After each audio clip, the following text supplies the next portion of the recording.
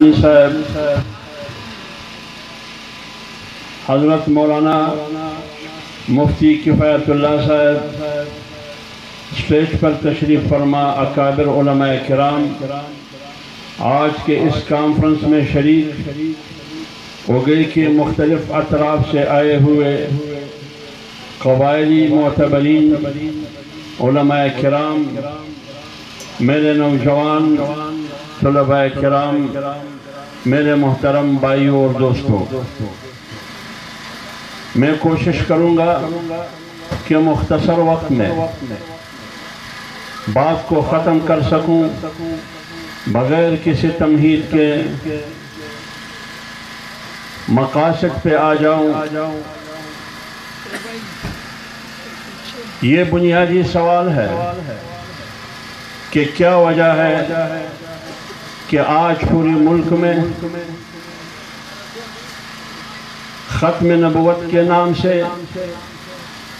اور مدح صحابہ اور عظمت صحابہ کے نام سے پورے ملک میں کانفرنس، اجتماعات منعقد کیے جاتے ہیں۔ بنیادی سوال یہ ہے کہ کیا مذہبی طبقے کے پاس سیاست کے لیے، سیاسی نعرہ چمکانے کے لیے ختم نبوت اور عظمت صحابت کے علاوہ کوئی اور نعرہ نہیں؟ یہ صرف سیاسی نعرے کے طور پر نوجوانوں کو، مسلمانوں کو، طلباء کو اشتعال دلانے کے لیے ختم نبوت اور عظمت صحابہ کا نعرہ لگایا جاتا ہے؟ کیا واقعی حقیقت یہ ہے یا ختم نبوت اور عظمت صحابہ کو خطرہ ہے؟ ہمارا مدعا یہ ہے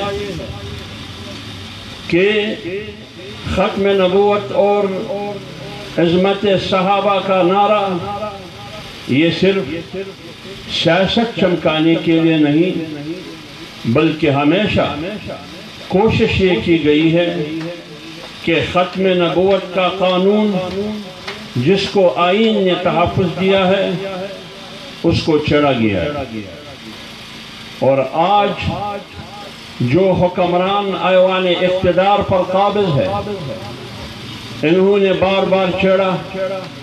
اس سے پہلے جتنے بھی حکمران گزرے ہیں ہر ایک نے کوشش کی کہ ختم نبوت کی جو اساس ہے ایمان اور اسلام کا، ان کی قانون کو ختم کیا جائے۔ کیوں ختم کرتے ہیں؟ ان کی مجبوری کیا ہے؟ میں ماضی میں نہیں جاتا، میں صرف آپ کے سامنے آج کی حکومت کے چند کردار رکھنا چاہتا ہوں۔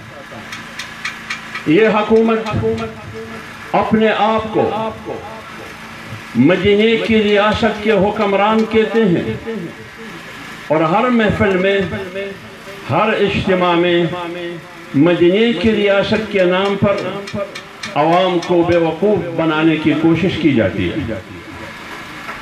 پھر سوال یہ ہے کہ اگر یہ واقعی آپ مدینے کی ریاست بنانا چاہتے ہیں، مدینے کی ریاست میں قائدیانیوں کے لیے یعنی منکرین ختم نبوت کے لیے اجازت نہیں، لیکن آپ نے سب سے پہلے وزارت عظمیٰ کا حلف اٹھاتے ہوئے تم نے میاں عاطف ایک قائدیانی کو، قائدیانیوں کی ایک مبلغ کو، ایک سرغنہ کو اقتصادی کونسل کا ممبر بنایا، نوٹیفائی کیا، نوٹیفیکیشن کیا۔ آپ نے یہ فیصلہ کیا، کیا یہ مدینے کی ریاست کا مطالبہ تھا؟ مدینے کی ریاست میں تو منکرین ختم نبوت کے لیے کوئی گنجائش نہیں ہے زندہ رہنے کے لیے۔ جب ابو بکر صدیق رضی اللہ تعالیٰ عنہ جناب رسول اللہ صلی اللہ علیہ وسلم کے زمانے میں جس نے بھی ختم نبوت کا دعویٰ کیا، انکار کیا، اس کا سر قلم کیا گیا۔ آپ تاریخ پڑھیے، اور یہ ختم نبوت کا مسئلہ یہ آج کا نہیں ہے، یہ جناب رسول اللہ صلی اللہ علیہ وسلم کے زمانے سے لے کر تسلسل کے ساتھ وقتاً فوقتاً سر اٹھاتا ہے۔ یہ آج کا نہیں ہے کہ لوگ یہ کہتے ہیں کہ مولوی اپنی سیاست چمکانے کے لیے ختم نبوت کے نام پر لوگوں کو ورغلاتے ہیں، لوگوں کو جذباتی بنا کر فساد اور انتشار پھیلانے کی کوشش کرتے ہیں، مذہبی کارڈ استعمال کرتے ہیں۔ مولوی کے پاس مذہبی کارڈ کے علاوہ اور کچھ بھی نہیں ہے۔ تو پھر یہ بتائیے کہ جناب رسول اللہ صلی اللہ علیہ وسلم کے زمانے میں ختم نبوت کے منکرین کے ساتھ ریاست مدینہ کا رویہ کیا تھا؟ ابو بکر صدیق رضی اللہ تعالیٰ عنہ کے زمانے میں ختم نبوت کے منکرین جس کا سرغنہ مسیلمہ کذاب تھے، اس کے ساتھ ریاست مدینہ خلافت کا رویہ کیا تھا؟ تو لہٰذا آج اگر واقعی یہ مدینہ کی ریاست ہے، آج کا کٹ پتلی حکمران کہتے ہیں کہ میں مدینہ کی ریاست کا چوکیدار ہوں، تو پھر آپ نے میاں عاطف جو قادیانیوں کا سرغنہ ہے ان کو اقتصادی رابطہ کونسل میں کیوں نامزد کیا، کیوں ممبر بنایا؟ خوف کو اس کا جواب دیں۔ نمبر 2، آپ کے وزیر نے، آپ کے وفاقی وزیر نے پارلیمنٹ میں ایک ترمیمی بل لا کر قانون سازی کی کوشش کی، وہ یہ کہ ناموس رسالت، تحفظ ناموس رسالت کا جو قانون ہے اس کو ختم کرنا، اس میں ترمیم کرنا، اس کو غیر مؤثر بنانا، تاکہ جو بھی رسالت اور پیغمبر کی توہین کرے اس کو تو چند سال قید کی سزا دی جا سکتی ہے لیکن سزائے موت نہیں ہونی چاہیے۔ آپ نے تحفظ ناموس رسالت کا قانون ختم کرنے کے لیے آپ کے وفاقی وزیر نے سینٹ میں آئینی ترمیمی بل کیوں پیش کی؟ یہ کیسے مدینہ کی ریاست ہے؟ نمبر 3، آپ مدینہ کی ریاست کی بات کرتے ہیں، آپ کی اس مدینہ کی ریاست میں تم نے اقلیتی کمیشن میں ختم نبوت کے منکر کو، قائدیانیوں کو ممبر بنانے کا نوٹیفیکیشن کیا۔ کیوں کیا تم نے کیوں کیا؟ اس مقصد کے لیے تم نے کیا تاکہ قائدیانی اس کمیشن کا ممبر بن سکے، اور کمیشن ممبر بننے کے بعد اس قائدیانی غیر مسلم کو دعوت اور تبلیغ کا راستہ مل سکے۔ جس طرح عیسائی کو کلیسا اور گرجے کو آباد کرنے کا حق حاصل ہے، ریاست کو ہندوؤں کی مندر، یہودیوں کی سنگاگ، عیسائیوں کی کلیسا اور گرجا کی تحفظ ریاست کی ذمہ داری ہے۔ ان اقلیتوں کی تحفظ کرنا ریاست اور قانون اور آئین کی ذمہ داری ہے۔ تم اقلیتی کمیشن میں قائدیانیوں کو اس لیے ممبر بنانے کی کوشش کی تاکہ آگے قائدیانی اپنے آپ کے لیے مسجد بھی کھڑا کر سکے اور اس مسجد سے تبلیغ اور دعوت بھی کر سکے، پھر اسی مسجد سے لوگوں کو ختم نبوت کی انکار کی دعوت اور اصول اور ضابطے دے سکے۔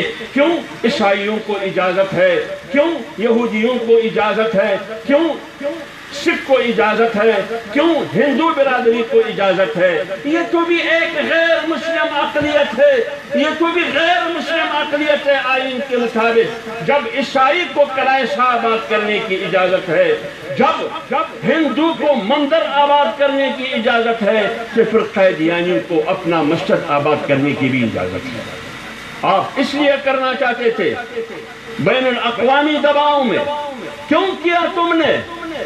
مدینہ کی ریاست کا تقاضا تو یہ نہیں تھا۔ کیسے تم کہتے ہو کہ یہ مدینہ کی ریاست ہے؟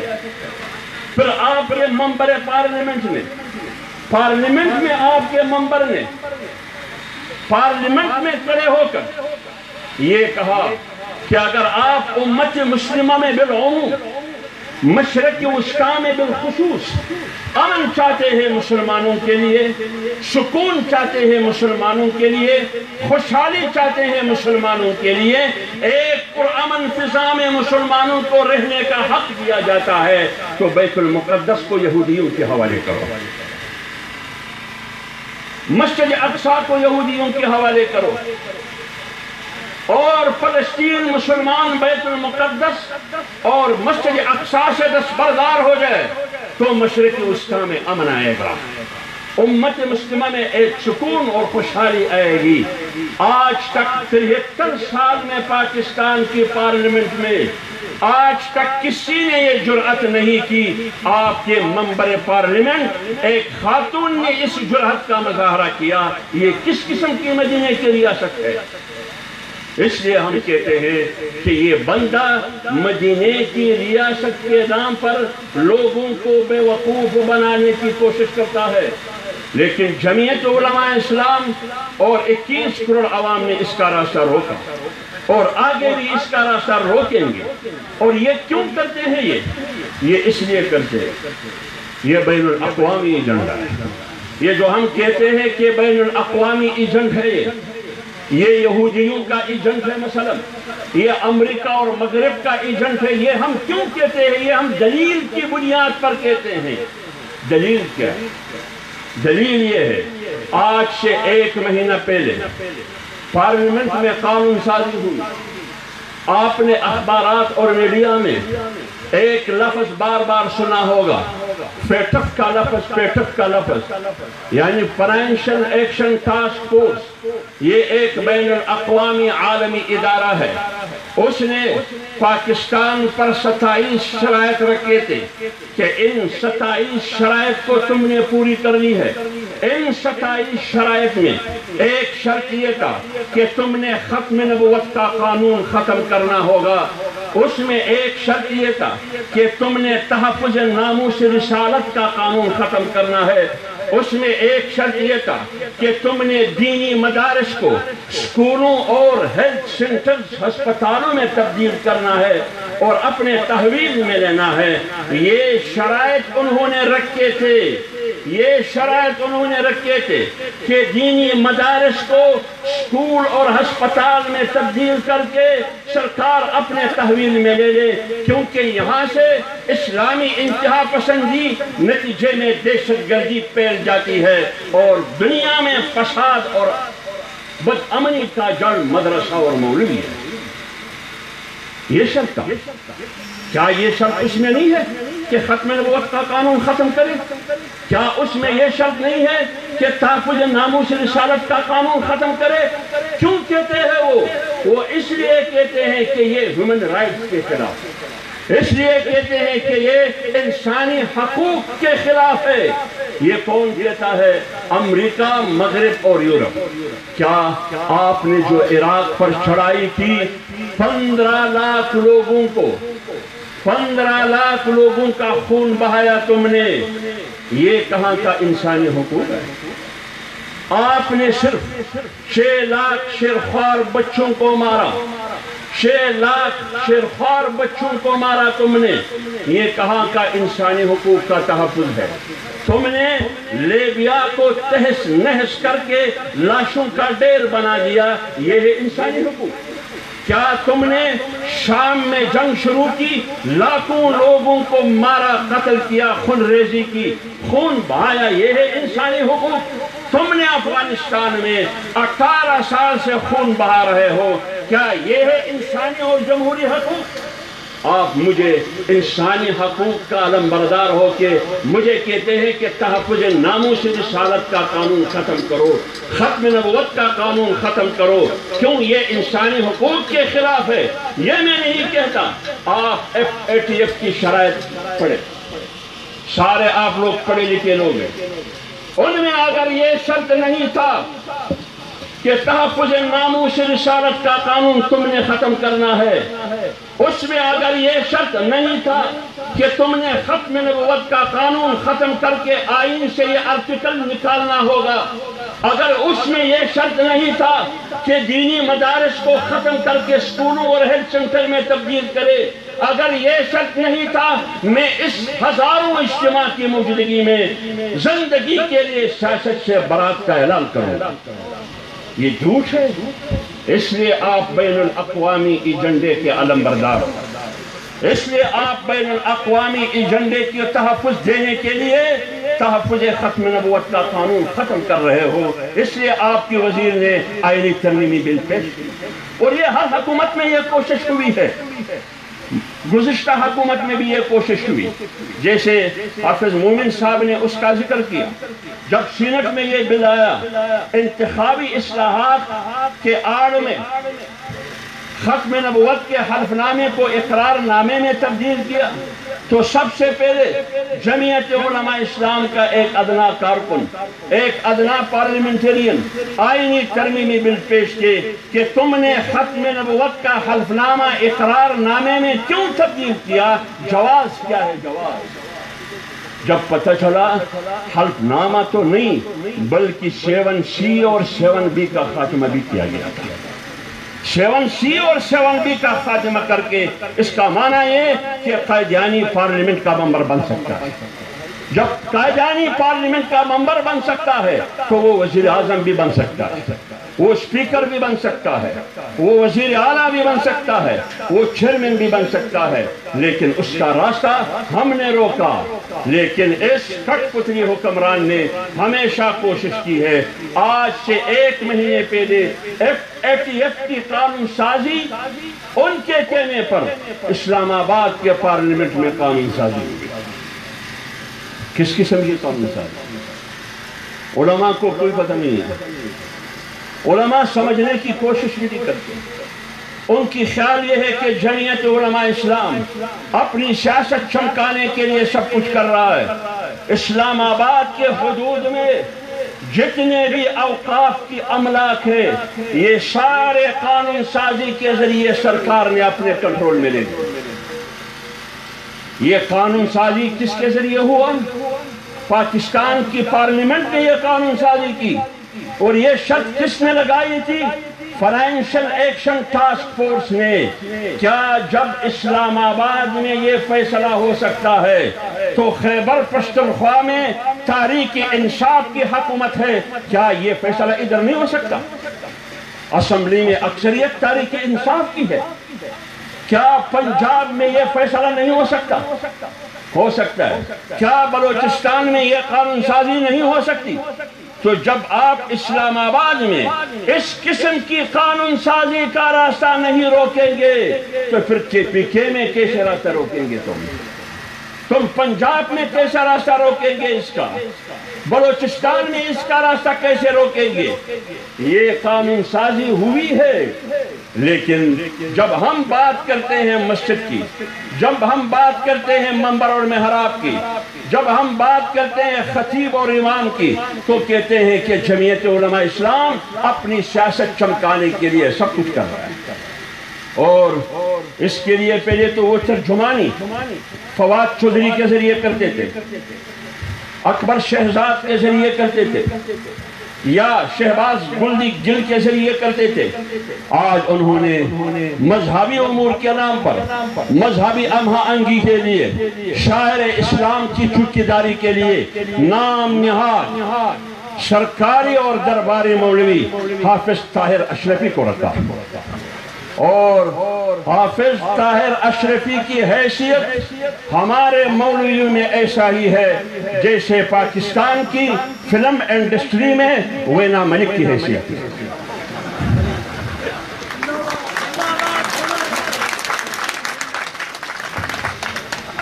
تم نے حافظ اشرفی کو کل نہ پرسون انہوں نے کراچی میں کہا کہ مساجد کو کوئی خطرہ نہیں ہے، مدارس کو کوئی خطرہ نہیں ہے۔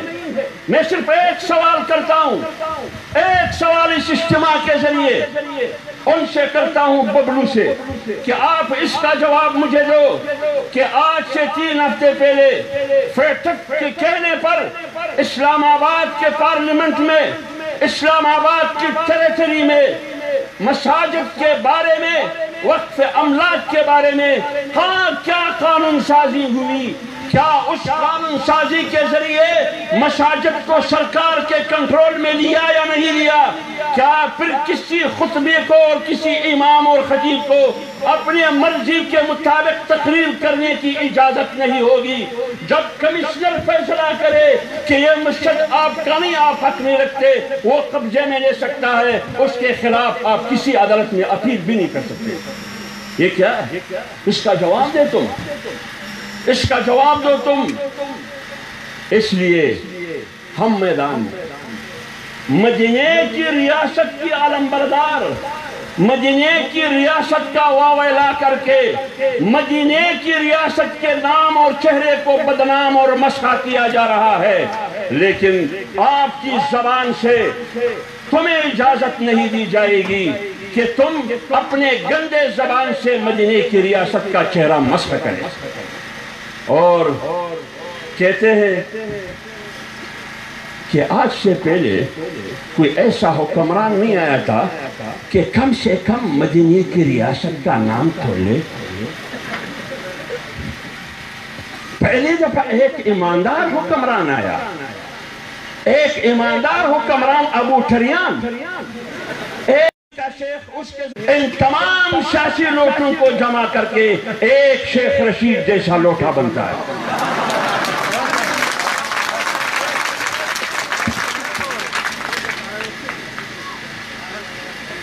تم مدینے کی ریاست کی بات کرتے ہو، اس طرح بناتا ہے مدینے کی ریاست۔ ہم نے تو ضیاء الحق کا اسلام بھی تسلیم نہیں کیا۔ ضیاء الحق کے ہاتھ میں چھڑی بھی تھی، چھڑی کو جانتے ہو یا نہیں جانتے؟ ضیاء الحق کے ہاتھ میں وہ چھوٹی سی چھڑی بھی تھی، ضیاء الحق کے بغل میں گلاک پسٹول بھی تھی، ضیاء الحق کے آگے پیچھے توپ اور تفنگ بھی تھے، ضیاء الحق کے پاس 10 لاکھ فوج کی لشکر بھی تھی، ضیاء الحق کے پاس اقتدار بھی تھا اور اختیار بھی تھا۔ ہم نے اس رجیم کے خلاف اکیلے تلے تنہا میدان میں کھڑے ہو کر اس کی منافقانہ اسلام کا نعرہ بھی چیلنج کیا، تمہارے مدینے کی ریاست کا نعرہ بھی ہم نے چیلنج کیا۔ نعرہ تکبیر! حافظ تیری جرت کو، حافظ تیری جرت کو، جمعیت علماء اسلام! آپ خود اندازہ لگائیے، بات کرتے ہیں احتساب کی، کرپشن کی۔ میں مختصر ایک موضوع پر بات کروں گا۔ احتساب کی بات ہو رہی ہے، ہم چوروں کو پکڑیں گے۔ 11 پارٹیاں پاکستان ڈیموکریٹک موومنٹ کے نام سے اکٹھے ہو گئے، کہتے ہیں یہ چوروں کا ٹولہ ہے، چوری کے بچانے کے لیے۔ پھر کہتے ہیں ایک تو نانی ہے، نانی، اس سے میرا کوئی تعلق نہیں ہے۔ اگر میں یہ بات کروں تو کہتے ہیں کہ مولوی بدتمیز اور بد اخلاق ہے۔ اگر تم پاکستان کے 40 چینلز، ٹی وی چینل کے ذریعے ایک خاتون کو بے عزت کرنے کی کوشش کرتے ہو، ان کو تانے دیتے ہو، تو یہ بدتمیزی نہیں ہے تو اور کیا ہے؟ تم کہتے ہیں کہ تم نانی ہو، بچی نہیں ہو۔ تمہیں کیا فرق ہے نانی اور بچی کا؟ نانی تو پرنی تھی، تم نے کیا عزت دی؟ بچی تو کیا نام ہے اس کا؟ میں نے وہ انگریز لڑکی کیا نام تھا؟ نا بابا نے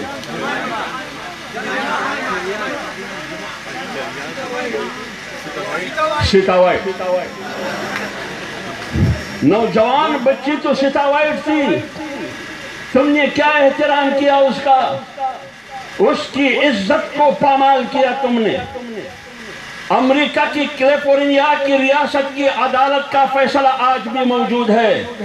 آج اگر اس ملک میں واقعی اور حقیقی طور پر مدینے کی ریاست قائم ہو جائے تو اسلام اور شریعت کے مطابق آپ کی سزا کیا ہے؟ آپ کی سزا کیا ہے پھر؟ یہ ہے مدینے کی ریاست کا تقاضا۔ تم نانی کی بات کرتے ہو، مجھے نہیں کرنا چاہیے، لیکن یہ اس لیے کرتا ہوں کہ آئندہ خواتین کے بارے میں جرأت نہ کرے۔ تم نانی کی بات کرتے ہو، ہم نے یہ سنا تھا، پاکستان میں سنا تھا کہ پیر نے مریدنی پر حملہ کر کے شادی کی۔ یہ ہم نے سنا تھا کہ ایک پیر نے اپنی مریدنی پر حملہ کر کے اس سے شادی کر کے گنڈ کپ بنا، اور پہلی دفعہ ہم سن رہے ہیں، پہلے نہیں سنا تھا، کہ ایک مرید نے پرنی پر حملہ کیا۔ کبھی سنا ہے آپ لوگوں نے؟ یہ پاکستان کا معاشرہ، پاکستان کی کلچر، پاکستان کی ثقافت، اسلامی تہذیب اس قسم کی حرکات کی اجازت دی جاتی ہے؟ نہیں دی جاتی۔ مت کرو یہ باتیں، ورنہ پھر ریحان کی کتاب ایک صفحہ پڑھ کے اس میں ایک صفحے میں مراد سعید کا ذکر بھی آئے گا۔ یہ مدینے کی ریاست، لوگوں کو دھوکہ دیتے ہو۔ احتساب کی بات کی جاتی ہے، احتساب کی بات، ہم کہتے ہیں کہ احتساب ہونا چاہیے، جس نے بھی کرپشن کی ہے اس کو لٹکاؤ، لیکن احتساب کون کرے گا؟ احتساب کون کرے گا؟ جج ارشد ملک احتساب کرے گا؟ کون کرے گا احتساب؟ احتساب وہ آفیسر کرے گا جو سر تاپا چھومنے کی کوشش کر رہا ہے؟ کون سا کرپشن آپ معائنہ کر رہے ہیں؟ کس کرپشن کی انکوائری کر رہے ہو تم؟ جب ویڈیو آئی سر تاپا چھومنے کی کوشش کرتے ہو، یہاں کوئی کرپشن نظر آ رہی ہے؟